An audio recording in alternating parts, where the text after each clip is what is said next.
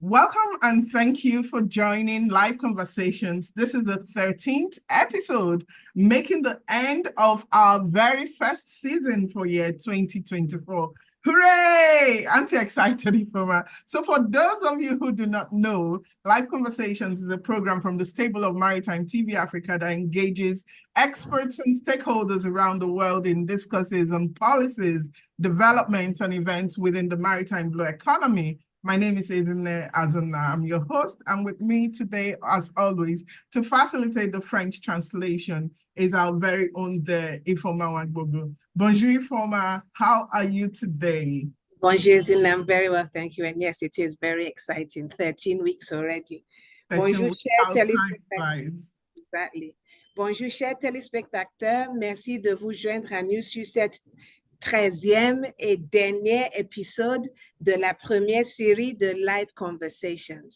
Si vous n'êtes pas au courant, Live Conversations est une émission de l'écurie de Maritime TV Africa. C'est une émission qui engage des experts et des parties prenantes à travers le monde dans les débats, les politiques, les développements et les événements au sein de l'économie bleue en Afrique. Avec notre hôte Ezine Azuna et moi, je m'appelle Ifoma Wagbogo. So before we get to the discuss of the day, please be informed that I would like to receive your important information on ships to berth every week at your port, wherever it's situated within Africa. Just send us an email with your information to maritimetvafrica@gmail.com. Avant de plonger dans le sujet du jour, comme d'habitude, sachez que ça sera un plaisir pour nous de recevoir et de diffuser de vos ports les informations sur les navires à accoster chaque semaine, où qu'ils soient situés en Afrique. Envoyez simplement un email avec les informations à maritimetvafrica@gmail.com. Merci. So would also be glad if you can, at this moment, take a second to right now repost or share this live broadcast. Do invite someone to join this very important conversation. Also remember to follow us on all social media handles at Maritime TV Africa. Would also love your feedback and thoughts on the discourse of the day. Do drop your comments or ask your questions and we'll surely engage you.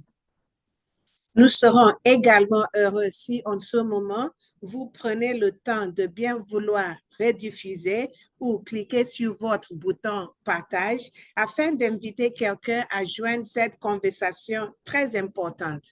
N'oubliez pas non plus de nous suivre sur tous les réseaux sociaux avec notre identifiant @Maritime TV Africa. Finalement, vos retours et questions seront les bienvenus. Veuillez les signaler dans la section discussion. Merci beaucoup. All right, so today, the discuss of the day. In recent times, Nigeria has recorded multiple incidents of boat mishaps, the drowning of commuters too. Most recent and leading to a massive outcry was the demise of a Nollywood actor, Junior, and other members of Nollywood who had to ply the waters to and fro a movie location. Maintenant, la discussion du jour. Ces derniers temps, le Nigeria a enregistré de multiples incidents et accidents des bateaux et la noyade des navateurs.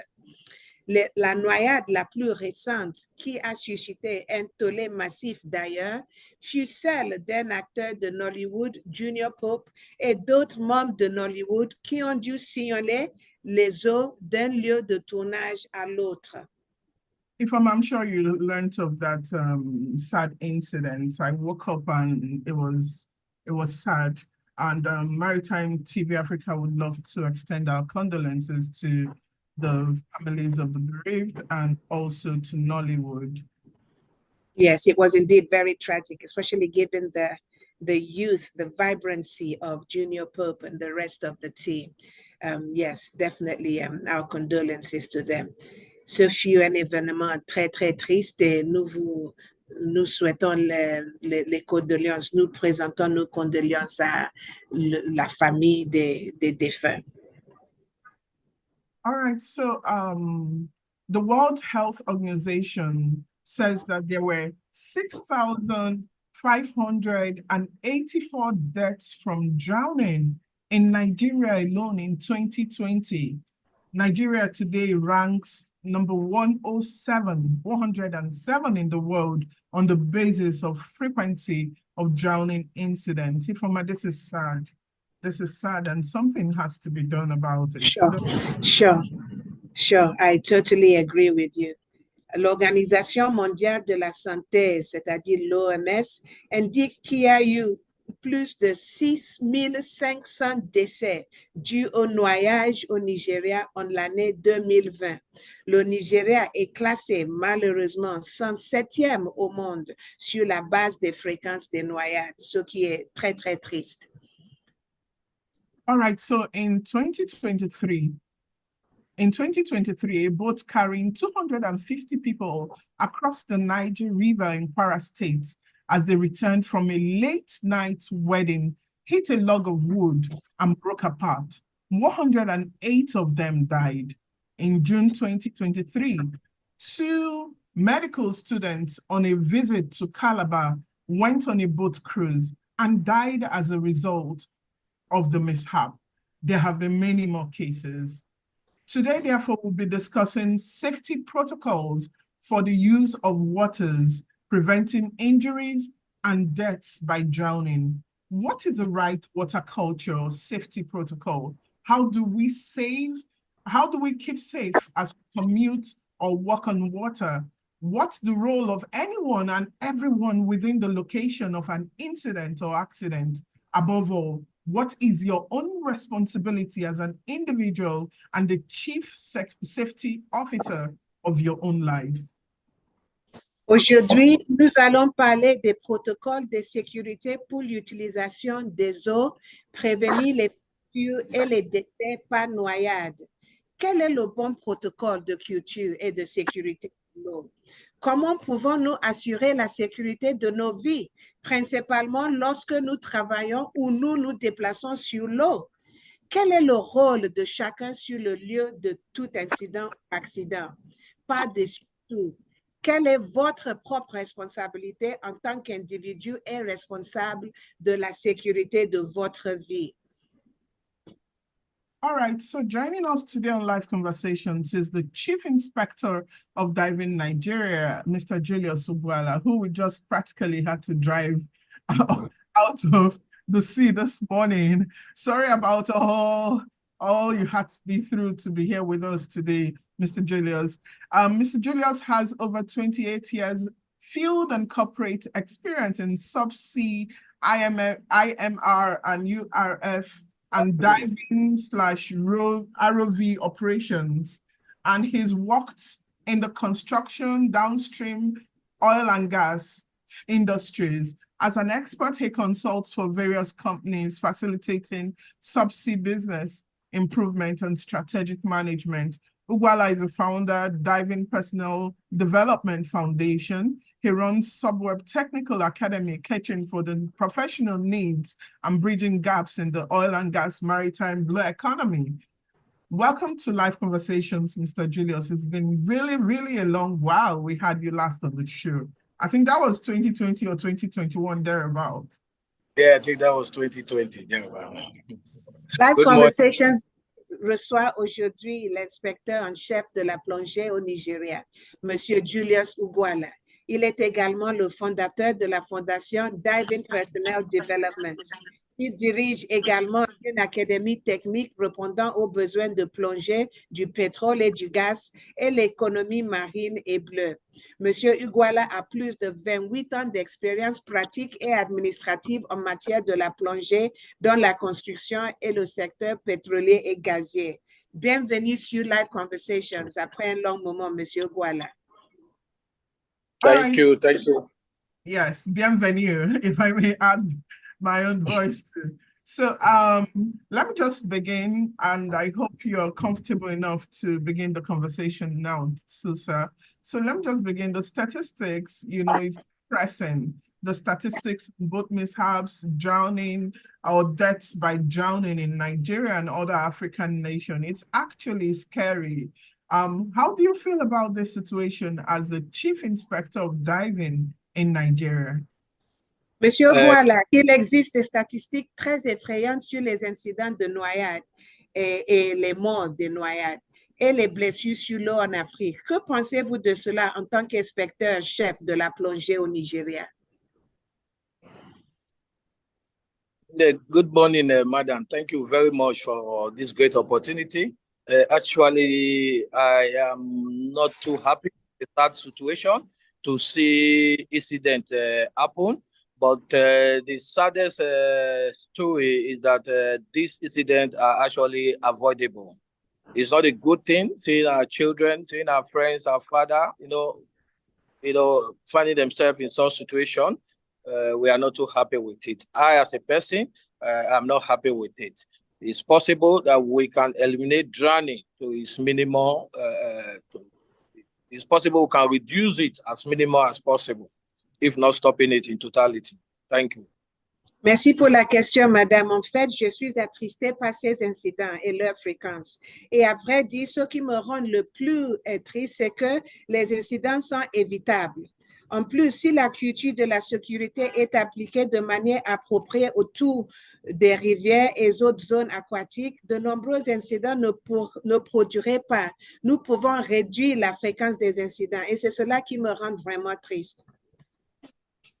All right, Mr. Ugwala, let me also ask, what is the appropriate water protocol or safety protocol on water? What is the culture that everyone who uses the water should have? Okay, to start with, I don't see the reason why you should go close to the water where you don't know how to swim. So that is the first protocol. You must know how to swim to be able to use the waterway. If you don't know how to swim, then you are looking for trouble. So in many cases, they breach this protocol. So one, you need to know how to swim. Secondly, you also need to be ready for emergency when it happens because you are using the waterway. You need to be ready. You need to have proper planning when using the waterway. And you avoid horseplay. Horseplay. The reason you avoid horseplay while using the waterway, that area is an unforgiving environment where errors can quickly develop into fatal accident. So for such reason, you don't go and play in an unforgiving environment. So horseplay should be totally avoided. So these are some of the guidelines. There are a lot of them, but these are the few I can take for now. Pour commencer, je ne vois pas la raison pour laquelle vous approchez de l'eau si vous ne savez pas nager. C'est la première chose. Le premier protocole, c'est apprendre à nager. Ça, c'est la première chose. La deuxième chose, c'est les mesures à prendre en cause, c'est-à-dire les techniques à apprendre. Troisièmement, je dirais, il ne faut pas vous amuser quand vous êtes au bord de l'eau ou après de l'eau. N'oubliez pas que l'environnement aquatique, c'est un environnement impitoyable et toute erreur, quelle que soit la nature, même petit, peut se terminer par un accident mortel. Donc, quand vous êtes sur l'eau, il ne faut pas vous amuser, il faut que vous soyez concentré et figé sur ce que vous faites sur l'eau. C'est ça. Sir, you agree that definitely everyone can't learn how to use the waterways, and the government is pushing for the development of waterways so that we can decongest the roads. And actually, it's been used to move people from hinterlands or from coastal areas to urban areas to and fro. And not everyone knows how to swim, but they count on the provision of emergency rescue should anything happen. And we're not seeing this. So as a fallout from your earlier answer, I would like you to, if everyone can swim, whose responsibility should it be in the case of an emergency? Is it the individual or is it government? Vous conviendrez avec moi, monsieur, que tout le monde ne peut pas savoir comment nager. Dans la mesure où vous vous trouvez dans une situation grave dans l'eau, c'est à qui la responsabilité du sauvetage? Est-ce à la personne elle-même ou le gouvernement? C'est à qui la responsabilité d'assurer la sécurité des gens sur l'eau?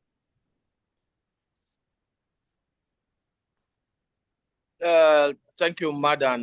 Actually, it is a good thing for the government to see how we use the waterway, especially to reduce the cost of transport and also to ease transportation. Why is a good initiative? The government also is failing on their own part not to educate individuals of how to use the waterway or why they should learn how to swim. And individuals too, they too also have responsibilities to themselves. There are things you need to do. If you don't know how to swim, don't go close to the waterway. Don't use the waterway. And I want to state it clear here. Life vest is good, but if you don't know how to use your life vest can also be a source of drowning to you. Most especially, people see life vests as the immediate thing they can just use when they are going for swimming. Life vest is your last resort. Your last resort. If everything has failed, then you will not fall back to your life vest. One, you need to know how to swim. If you cannot swim very well, or perhaps you are running out of strength, then your life vest is also there to aid you and all the rest. So life vest is just an apparatus that aids you. So we should not see it as the most important thing that we must carry. First, we need to know how to swim. We need to know swimming techniques, and we also need to carry out CPR in case of emergency. Then thirdly, the government is also putting this in place, but they are not also putting Coast Guard, rescue team, emergency rescue team, most especially in the waterway. So all these are a kind of where the government is lacking. So individuals need to be cautious of this, that these things are not in place. So the riverway is not safe yet. And if you want to use it, you should be cautious of this. Merci, Madame. C'est vrai que je suis entièrement d'accord. Les individus sont responsables pour leur sécurité, aussi le gouvernement. Mais nous avons vu que le gouvernement est en défaillance en ce qui concerne la sécurité. Donc, ça revient à nous de savoir comment nous nous comportons dans l'eau. Je tiens à signaler que les gilets de sauvetage, les gens pensent nécessairement que quand ils portent les gilets de sauvetage, ils seront sauvés. Non, ce n'est pas vrai. Les gilets de sauvetage ne signifie pas nécessairement que vous serez en sécurité. Savez-vous comment l'utiliser? Vous pouvez savoir nager et toujours se noyer en portant un gilet de sauvetage. Ce sont les techniques. C'est pour cela que je dis qu'il faut apprendre les techniques. Il y a les techniques de RCR, c'est-à-dire la réanimation cardio-respiratoire. Il faut savoir d'abord comment nager. Il faut savoir comment utiliser les gilets de sauvetage, mais c'est au dernier cas. Les gilets de sauvetage, les parachutes, tout ça là, c'est en dernière mesure que vous en servez de ça. Et nous avons vu que le gouvernement est en défaillance de certaines choses qu'il devrait faire. Donc, la responsabilité nous revient à savoir à faire toutes ces choses pour assurer notre propre sécurité. Okay. Culture, beliefs, and myths within coastal communities infringe on enlightenment efforts. So firsthand, we've seen situations where a team from the inland waterways gets to a location and why are you not wearing life vest? Even to the leaders of the communities, why are you getting on the boat without a life vest? And you hear things like, oh, we be fish, we are fish. And I'm just wondering if in the line of your work too, because you deal with the water, have you encountered the challenge of culture and beliefs and myths infringement to your enlightenment efforts, and how did you tackle it? Kindly share an experience. Monsieur, vous conviendrez que la culture, les croyances et les mythes des communautés qui font frontière avec la côte pourraient porter atteinte au respect des pratiques sûres. Vous voyez les gens qui veulent aller au bord de la rivière, ils ne portent pas les gilets de sauvetage. Vous leur demandez pourquoi vous ne portez pas, oh, nous sommes des poissons ou nous savons comment nager. Ce sont les choses qui nuisent, qui nous retient d'évoluer dans ce domaine.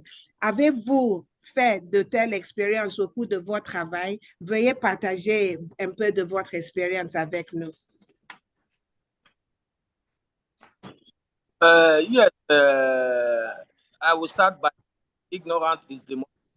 When a man is ignorant in some certain area, it's actually demonic. We have a lot of it, and I've dealt with some of them. You can even see the recent incident that happened regarding a junior pope. Instead of carrying out CPRO immediately, they were rushing the man to an herbalist place, you know, to consult some other spiritual things and all the rest. This culture will find ourselves. I wish immediate CPRO was carried on junior pope. I think chances of surviving would have been great. So we also have people who think they are good swimmers. No problem. You know, I am a diver, but I don't play with water. Like I said, it's an unforgiving environment where errors can quickly develop into fatal accidents. So if I'm going to water, I'm going there for a serious business, and I want to take it serious. So I don't play with water. But you see people, because they are from some certain environment, or they have their life vest, or they have the boat is big enough, they start playing with water. This has to do with belief. Nothing will happen. You will say they'll tell you God is there. You understand? So those are faiths that is centered on ignorance. Also, God is there, nothing will happen. You know, so these are cultural issues, and we need to eliminate this. And that is why we are coming out fully to campaign on every individual, every household must know how to swim. The reason is this. Sometimes you say, I will not go close to water, but life circumstances might force you to go to water. For instance, I will share that experience as we progress. One of the incidents I encountered, and I was the only survivor because I know how to swim when we were chased to pool of water. You understand? So every individual must know how to swim. If you don't know how to swim, you are at risk, especially when you find yourself in the waterway. Merci, Ezine. Je dois dire que l'ignorance, c'est l'ignorance qui engendre tout cela. Et à mon expérience, j'ai beaucoup d'expérience, mais permettez-moi de me baser sur ce qui vient de se passer. La récente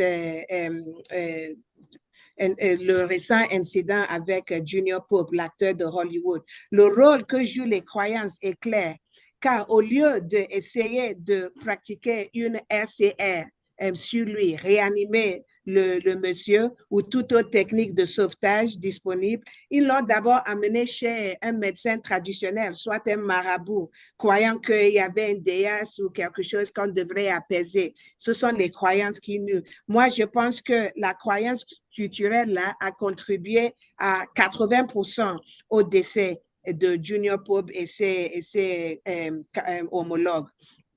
Tout cela est inévitable. N'oublions pas que l'eau, comme j'ai dit, c'est un environnement impitoyable. Moi, je suis plongeur, mais quand je m'approche de l'eau, je ne m'amuse pas. Je sais que je suis là pour quelque chose de sérieux et je vais faire face à la sérieuxité de ce que je suis venu faire. Je ne m'amuse pas parce que je sais que la moindre erreur peut conduire à une erreur mortelle.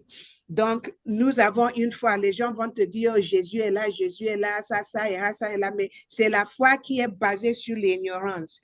La circonstance, et deuxièmement, nous devons, je le dis et je le répète, nous devons savoir comment nager.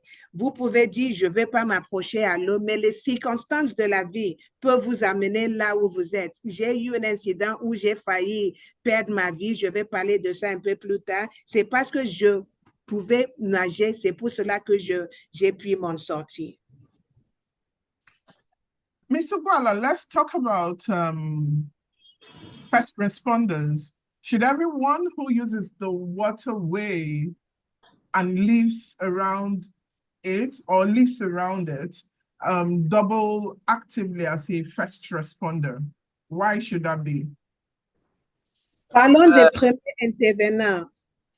Est-ce que tous ceux qui habitent au bord de la mer devraient-ils agir en tant que premier intervenant? Moi, je pense que oui. Est-ce que vous êtes d'accord? Yes, I believe that people that live around the water area should be trained to be a first responder. You know, to be trained to be first responder. This brings me to another topic again. Knowing how to swim is not just enough, you understand. You need to also have a rescue technique. I need to also know how to do basic CPR. So that is where you must learn professional swimming. Professional swimming includes the theoretical aspect of it, the practical aspect, the rescue, and also CPR. So you will be able to rescue somebody when you find them drowning. You understand? So people need to be trained, not just in the coastal area. Every individual, like I said, when you are coming for basic professional swimming class, you need to also request for this in addition too. So you can rescue anybody, anywhere you find them when the situation arrives. Oui, je pense que tout le monde, surtout les gens qui sont au bord de la rivière, les gens côtiers, doivent être en mesure d'intervenir en tant que premier intervenant, répondant. Mais non seulement eux, tout le monde doit être en mesure de faire certaines choses au premier abord lors d'une urgence. Et c'est pour cela que je parle des techniques de natation professionnelle. Si vous êtes un nageur professionnel, vous allez apprendre des étapes. Il y a l'étape théorique, l'étape pratique, l'étape de sauvetage, l'étape de réanimation. Tout cela, toutes ces étapes sont nécessaires. Et c'est ça que nous allons apprendre si nous apprenons à être nageurs professionnels. Okay. Yes, thank you for bringing up the issue of professional swimming. You know, your foundation campaigns for everyone to learn to swim, and especially for this to be included in the school's curriculum. Now, if you come to urban areas like Lagos, Metropolis, you know, around Africa and beyond, swimming is included. You know, but when you mention things like rescue techniques, CPR, and all that, we wouldn't know why, if that is included. But that said, you would need to explain what happens to the human body when it gets into water, so that people would understand exactly why this should be a way, you know, a way, something to be focused on. So I would like you to just speak to two things here. First of all, what happens to the human body when it gets into water, and why it is important that in response to that, you know, we begin to learn not just swimming, but professional swimming. Est-ce que vous pouvez nous expliquer ce qui arrive au corps humain lorsqu'il entre dans l'eau et pourquoi les gens doivent adhérer à la bonne culture? Ça, c'est de premier. Deuxièmement, en quoi est-ce que c'est important d'apprendre la natation professionnelle? Yes, madam. Before I delve into that discussion, I want to clear the air. Learning how to swim in the swimming does not guarantee you a good swimmer. You must use the natural habitat. If you say you've learned how to swim from a swimming pool and you happen to travel through the river, the sea, you see the sizes. The day accidents happen and you find yourself inside the water, you will panic because you've not been in such an environment before. So learning a swimming pool is not just enough. You need to use the natural habitat, because after your swimming class, you are not going to travel on a swimming pool. You will be traveling through the river and either through the sea and all the rest. So this is where most likely the accident will happen. I know people will say, God forbid, but we need to prepare. Actually. OK, Ezine, merci. Avant de répondre à la question, laissez-moi préciser, permettez-moi de préciser une chose. Nager dans une piscine ou avoir appris à nager dans une piscine ne fait pas de quelqu'un un bon nageur. Car le fait de l'instinct naturel, quand vous êtes plongé dans l'eau naturelle, c'est de paniquer. Et si vous paniquez, vous allez oublier ce que vous avez appris dans la piscine. Donc, moi, je préconise toujours apprendre à nager dans des eaux naturelles, dans l'eau naturelle. Les gens vont dire que Dieu m'en garde, que Dieu m'en garde. Oui, mais ça peut arriver. Et si ça arrive, il faut que vous soyez en mesure de pouvoir bien nager et bien vous mettre en sécurité. Ça, c'est la première chose. All right, please continue, Mr. Ugwala. You were still talking. Thank Okay, you. yes. And to come back to your question, the human body so funny. Where we are sitting now is 1 atmosphere. If you're a science, you know the Boyle's law. Where there is increase in pressure, there is decrease in volume. So immediately you jump from here now to the water, or you drop into the water, you've exposed yourself to 2 atmospheres. That means there will be increase in oxygen, there will be increase in nitrogen, and there will also be increase in pressure.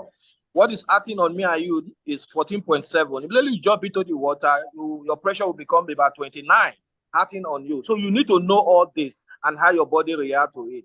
And as soon as you jump in, see your lungs as a balloon. Your balloon will increase also because you've exposed yourself into 2 atmospheres. Immediately the pressure is high, it will decrease.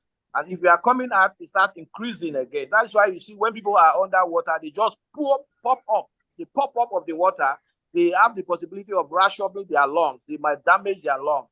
So all these are basic things we want to teach you when you come for professional swimming, including the rescue techniques. And you cannot get all this in the swimming pool kind of training.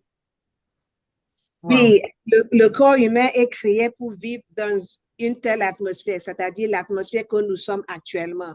Mais quand vous rentrez dans l'eau, vous, ne serait-ce que par un pied, vous introduisez une deuxième atmosphère au corps.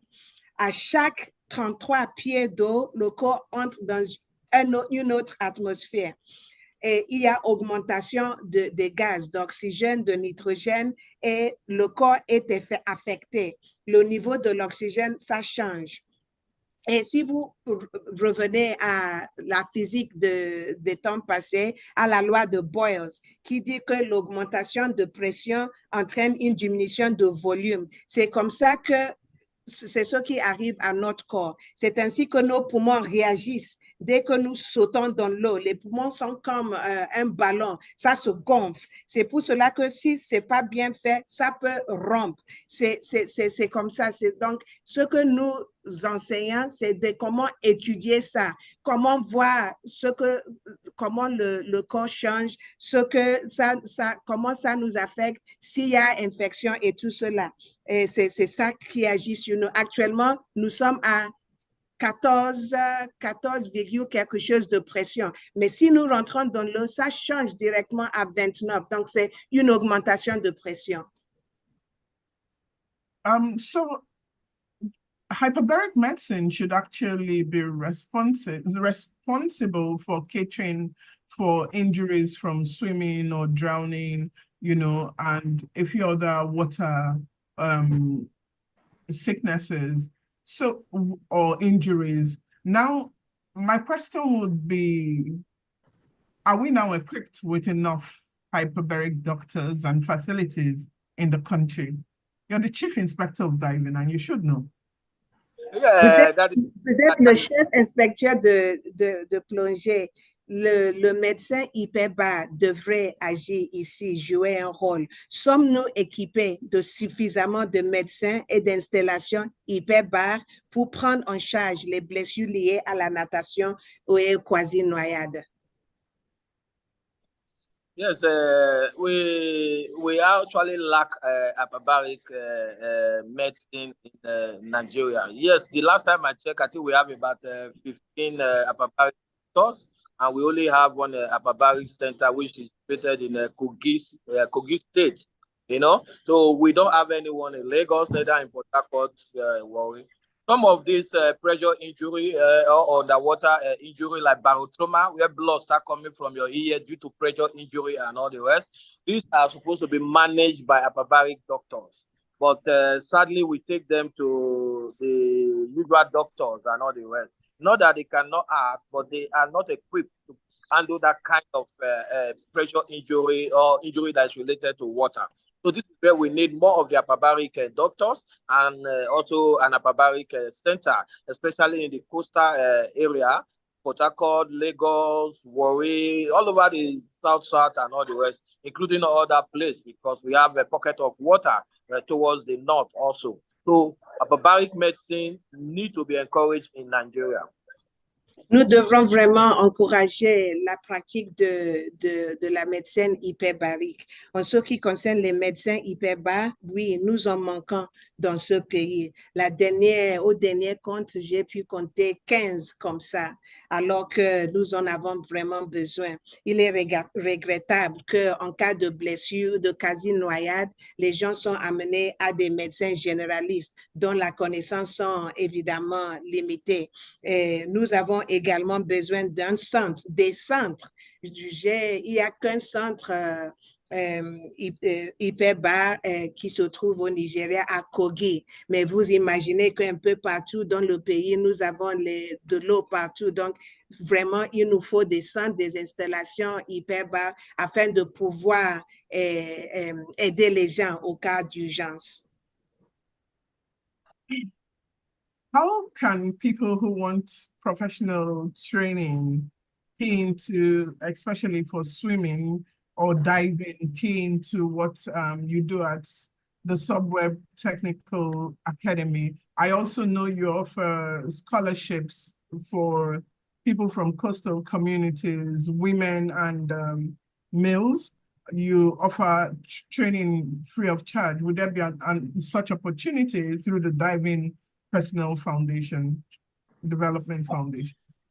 Comment les personnes qui souhaitent une formation professionnelle peuvent-elles se familiariser avec ce que fait actuellement la Subweb Technical Academy? Et je sais que vous donnez des opportunités par le biais de la fondation aux gens d'apprendre à nager gratuitement. Comment les gens peuvent accepter ces genres de scolarité? Yes, madam. The foundation, the Diving Personnel Development Foundation, is on the campaign to ensure we eradicate non-swimmer in Nigeria. We want to ensure everybody know how to swim. And for that reason, the foundation is also assisting, because we believe in life. These incidents are avoidable. They are avoidable. So we cannot be equipped with such a skill, and we lack the ability to pass it to the other, maybe to individual or generation to come. So the foundation is actually sponsoring people for swimming, professional swimming. So visit the Diving Personnel Development Foundation website. You have all the details there. Where you can learn professional swimming is Subweb Technical Academy in Port Harcourt. We also teach swimming, especially in the natural habitat. We also do other business like training divers, with other skills. But learning professional swimming is possible, and you have a place in Nigeria here. Join and let's save a life. Oui, Subweb Technical Academy est créé pour l'acquisition de compétences telles que le soudage et plongée et autres, mais notre cri de cœur est d'apprendre la natation aux gens. Pour moi, c'est pas une activité, je fais pas la campagne pour quelque chose de lucratif pour moi. C'est une question de vie et de survie. Joignez-moi pour que nous apprenions tous à nager afin de sauver les vies au Nigeria. Vous pouvez aller sur notre site pour avoir plus d'informations sur ce que nous faisons. All right, Mr. Well, I wish we had all the time to be with you, but definitely we're going to slot you in on our second season. So I'm telling you ahead of time. Thank you very much, Chief Diving Inspector for Nigeria, for being on the show with us today and for enlightening us on how to keep safe on water. Merci bien pour votre temps et l'éclaircissement que vous avez donné. J'aurais voulu que nous ayons un peu plus de temps, mais certainement, vous allez revenir dans la deuxième série. Merci beaucoup. All right. To keep safe, all hands must be on deck. You have a role to play. Please get equipped with the requisite skill. Please get equipped with the requisite skills for a fast responder wherever you are, and you'll be glad you're helping Africa a great deal. Thank you for staying with us on this very last episode of the first season, this 2024. Tell us which of the discussions you enjoyed the most and why. The second season of Life Conversations will begin on Monday, May 20th, 2024 at 12 noon GMT +1. So we're moving the time from 9 a.m. to 12 noon. We promise to bring you the best brains for steaming hot and important topics. We also appreciate Stack Marine Offshore for their unflinching support throughout this season. Until we come your way again, it's bye from us at Maritime TV Africa. I am Ezina Zunani from Awagbogo, our own very from Awagbogo, facilitated the French translation. Tout le monde doit être conscient de la situation pour assurer la sécurité des usagers des voies navigables d'Afrique. Vous êtes aussi concernés et impliqués. Merci de vous familiariser avec les compétences requises. Ce faisant, nous allons aider beaucoup l'Afrique. Merci d'être resté avec nous sur tout ce dernier épisode de la première série. Nous aimerions recevoir vos commentaires. Dites-nous quel épisode vous avez le plus aimé et pourquoi. Par la grâce de Dieu, la deuxième série de Live Conversations débutera le lundi 20 mai 2024 à midi à 12h GMT +1. Nous allons changer l'heure. Midi 12h GMT +1. Nous promettons de vous apporter les meilleurs cerveaux et pour traiter les sujets brûlants et très importants. Nous apprécions également Stack Marine Offshore pour son soutien sans faille tout au long de cette première série. En attendant le début de la prochaine série de Live Conversation, c'est au revoir de la part de toute l'équipe à Maritime TV Africa. C'était Ezine Azona, votre hôte. Merci. Merci. Au revoir. Au revoir tout le monde. Merci, Monsieur Ugwala. Merci.